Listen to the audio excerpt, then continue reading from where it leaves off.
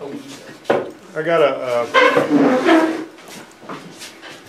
what I like to do is give everybody a kind of an idea about what folks are expecting. There's more cars in this country than there are licensed drivers.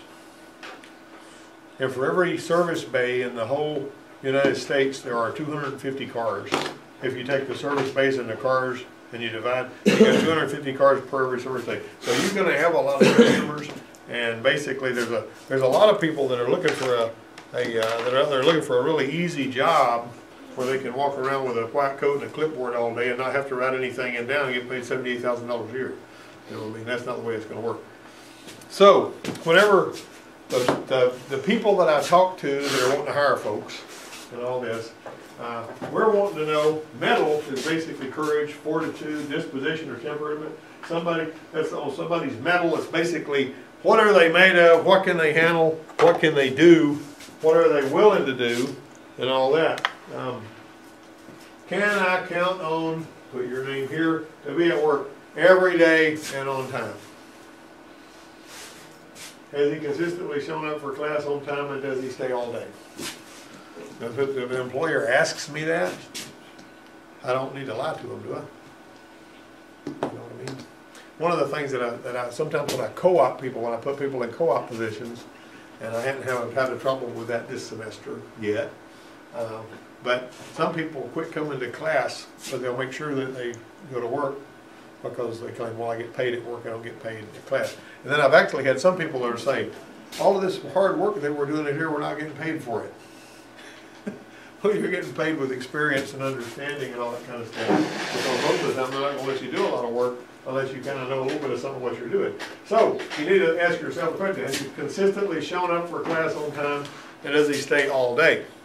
Or does somebody have to leave a lot? You know, that one little job thing, it says, we need somebody to go to work here, don't bother to show up if you have a flat every other day, or if you can't find a babysitter, you know, this kind of thing, you know, because apparently they had a lot of trouble with that. And we counted on to go right to work in the morning. I used to see these people that would come in. This one guy would come in, and we went to work at 7:30, and he would show up at 7:30, and before he could do anything, he had to go in there and parch a bunch of peanuts. He would waste, 20 minutes or 30 minutes before he ever picked up a wrench. You know, and the shop foreman didn't appreciate that. You know what I mean? He basically wanted them to work. This one guy, when I was telling, I went through this presentation, and this one guy that I got working at a place over at Enterprise, he says, I watch these other guys that are working on commission. He says, and they're complaining because they don't have as big of a paycheck as they think they ought to have at the end of the week. But he says, if you watch them during the week, they're standing around the water fountain talking. They're not working. The people that are working all the time are the people that are the ones that make the money. You know what I mean? And if you just get paid to be there, they're not going to pay you as much as if they're paying you for the work you do. You get what I'm saying? In other words, if you're getting paid commission, you'll typically get a higher per dollar, per hour, flat rate hour wage. If you're usually $10, $12 an hour is what you'll get if you're going to be working there just on the clock. But if you're basically working by the job you're doing, like if you get paid 3 hours, even if it takes you an hour to do it, then you're going to be motivated to do more anyway. I have seen people that were on commission that were taken off of commission and put on salary. They just about quit working. And so that's why a lot of guys mechanics get paid commission. Make sure you're productive. How long does it take him to get started when he gets to work, Whenever I was working over there at the Ford dealer, I would always show up about 7 o'clock, and we didn't have to go to work till 7:30, but I got like to get my stuff set up, and all that. And there was this one guy that I was working with over there, and he would miss every Thursday no matter what, until they finally let him go. And he was a pretty good mechanic too, but for some reason he thought Thursday was the day he needed to take off. Does he finish what he starts? How is he at solving problems? You know what I mean? If you got problems that you need to solve, we're in the business of solving problems. I used to see people sometimes that would come from some of the schools that were for-profit schools all over the place. Those schools are okay, but I will tell you that one guy, he was really sharp on all of the stuff that he learned while he was in school. But if he had something like a bolt that wouldn't come out, or something that required a little bit of ingenuity, he was out of ideas. You know what I mean? Now, one of the things that Charles did this morning was pretty sharp. Yeah, you couldn't do that if you didn't have the thing. We were looking for the oil leak on this car over here, so he pulls the oil sending unit out of this one, puts it in the 350 over here so you can watch what's going on, cranked it up, and he spotted the oil leak right away. But it was difficult to see on the car, right? And there wasn't really enough oil there where you could say for sure it was leaking until you actually saw it leaking, right? Which was pretty. Adam told me he did that. That's pretty sharp. I mean, that's a good way to do that because he knew, he's finding out. Does he stay on, follow directions, and does he stay on task? Because if they give you something to do you go right to work? Do you stay on task until you get it done? And that was some people have more of a tendency to drift off than others. You know what I mean? Anybody in here got ADHD? Yeah.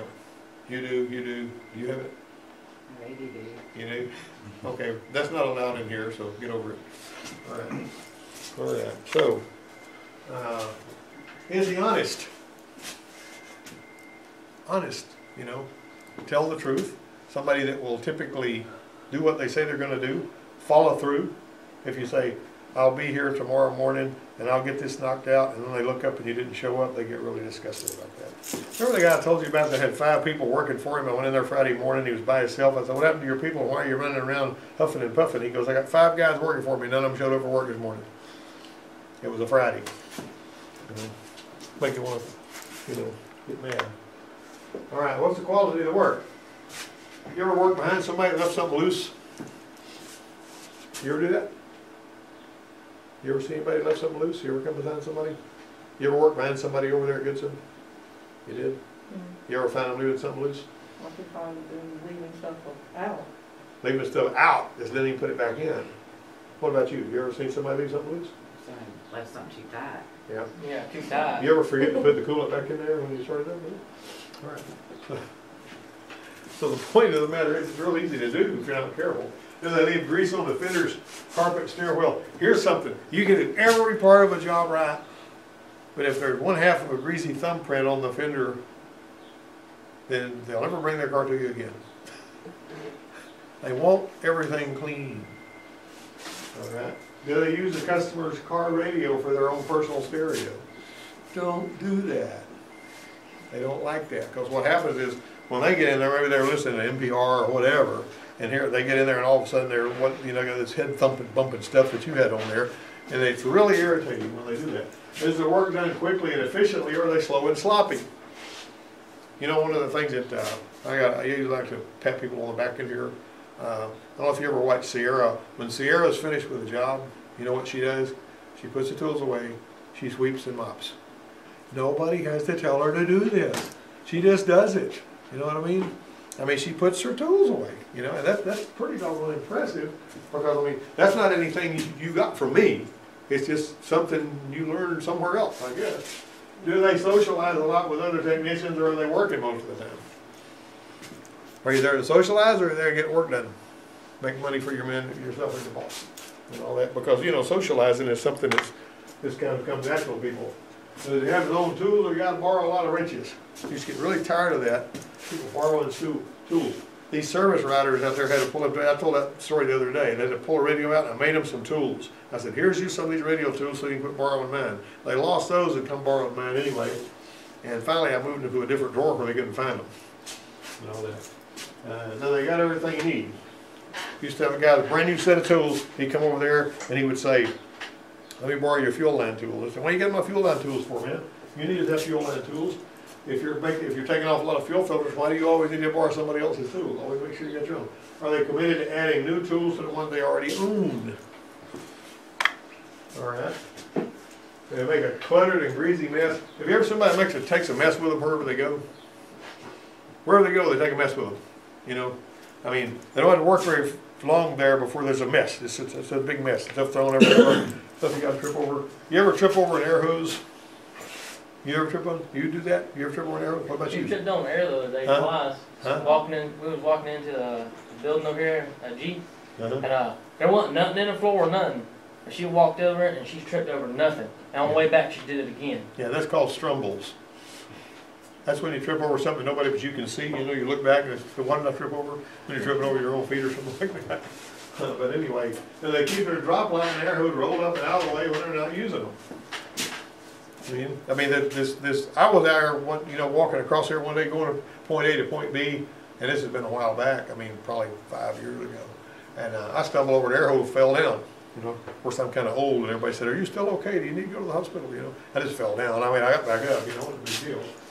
But, all right, then they use jack stands, grinder shields, and safety glasses. Did you guys see the one where this thing was stuck in the safety glasses? I put it in the little chat box thing. And that was, Jim Morton is the guy that teaches a course like I do.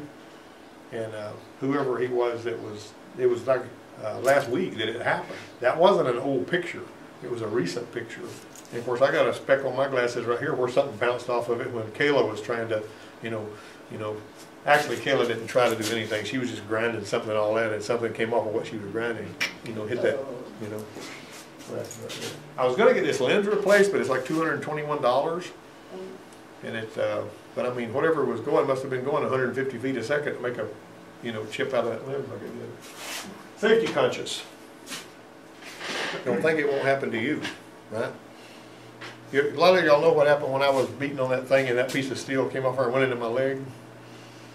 And it was bleeding bad enough to where I would have bled to death if I hadn't gone and made a compress with shop rags and gauze and masking tape. Then I had to go to the emergency room, spend the night in intensive care to make sure everything was okay. And that piece of steel is still in there. It's about that far from my femoral artery. That the guy didn't want to go in there and dig it out. I mean, the vascular surgeon did. You have to stay on them and pester them to get them to do something right or finish a job. What are you doing over here? The oldest trick in the book is, I'm helping them. There's like two guys working on a job. They don't need a third hand, but this one guy wants to hang out over and shoot the bull with them. The oldest trick in the book. I'm helping them. And so he's acting like he's got his hands on something. You turn and walk away, and he stands back, puts his hand in his pocket. And they look over here, and he's like this again. And make sure. They stay busy even when they're waiting on parts between jobs. You know how you work smart? When you order the water pump for this one, and it's going to be here in 45 minutes, you get another vehicle and you start working on that one. You may have 4 or 5 you're working with at the same time sometimes. You may have 2 in your service bay and 2 outside. Just keep working, right? You get along with people well. You know any troublemakers? Everybody can't get along with somebody else. Did you run into anybody like that anywhere? Plenty. Not right. You don't have trouble getting along with anybody, do you? Try not to. Yeah, that's because, what? What about when you're in the military? Did you have trouble getting along with anybody in the military? Yeah. You did? But it wasn't because of you, though. Because they don't want to do their job. Yeah, that's the way that works, Do your job, there ain't no problem. You don't do your job. Yep. Sorry. Everybody else. Don't want no blanket party in there, do we? Well, we got this thing called Article 15. Here's the other thing. Would you hire him if you were opening your own shop and he was going to be your only employee? Let me ask you this. When you go over here to talk to somebody about going to work for them, how do you convince them that you're the person they need to hire? And I told you guys this when y'all were taking electrical. This one guy, I sent him to go work at a dealership.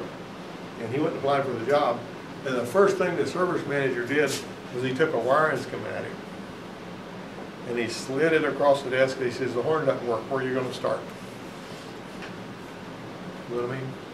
Expect a verbal exam. There was one dealership I went to work at back in the early 80s, and the first thing they did was they wanted me to know, what's EGR and why do we need it?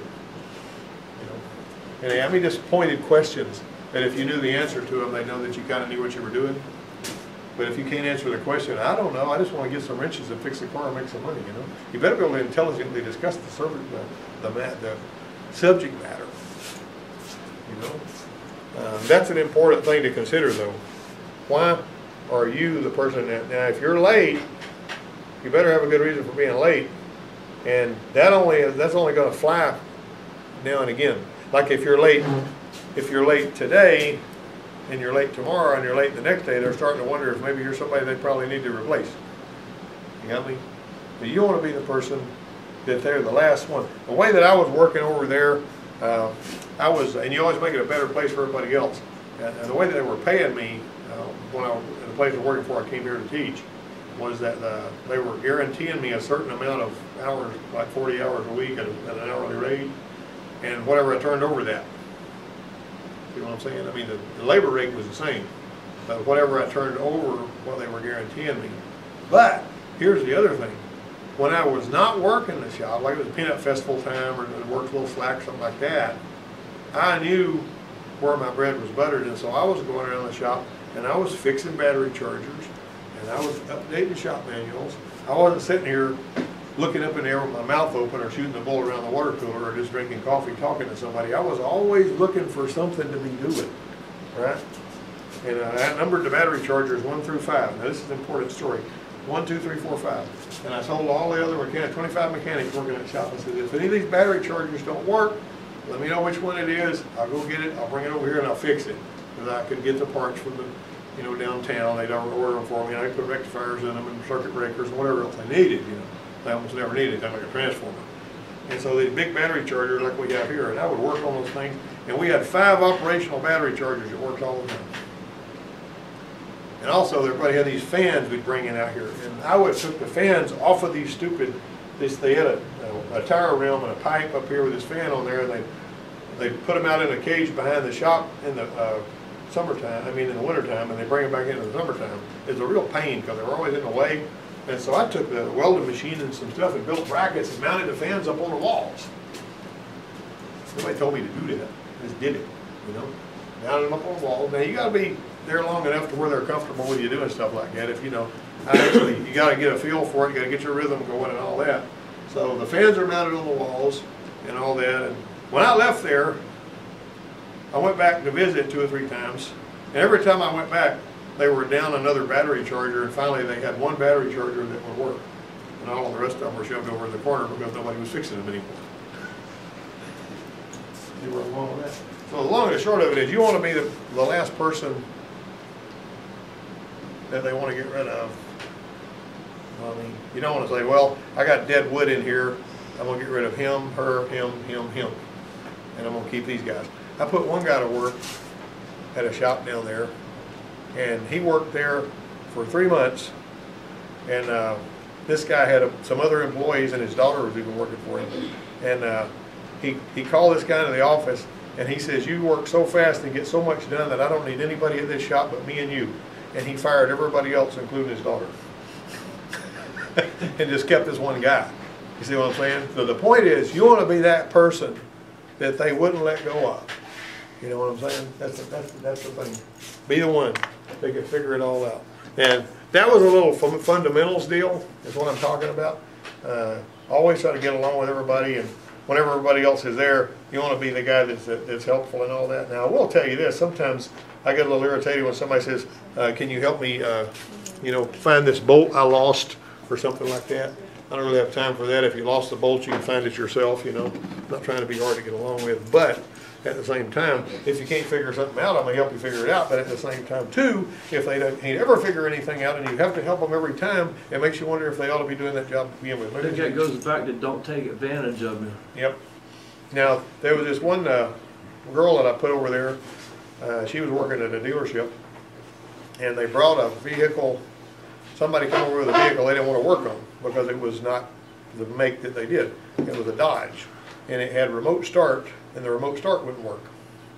And she was pretty sharp, this girl was, and she'd been in the military, and she also had worked on Humvees and stuff, so she knew what she was doing, She was fast too, and she says, she told me, she says, I noticed that the remote start wouldn't work. I plugged in she had a little scan tool. She plugged in my scan tool. She said, I saw that 3 of the glow plugs were burned out. She said, well, I need to fix that before I do anything else. I'll just put a whole set of glow plugs in it. So she put all the glow plugs in there, and she cleared the code, and the remote start came back online. She'd never run into that before. Now, how do you fix something you've never run into before? I mean, what does that require of you? You know what they call that? Anybody know what that is? When you can run into a situation you've never seen before and you don't have to ask somebody what to do. Critical thinking. You look like the Grinch that stole Christmas. Right? What? They call that critical thinking. Adaptive learning. They call this critical thinking. And that's what you were applying a while ago. Critical thinking. You know what I mean? Let's pull this and put it over and fire it up and see where it's leaking. That was good thinking. That was, that was a pat on the back for that.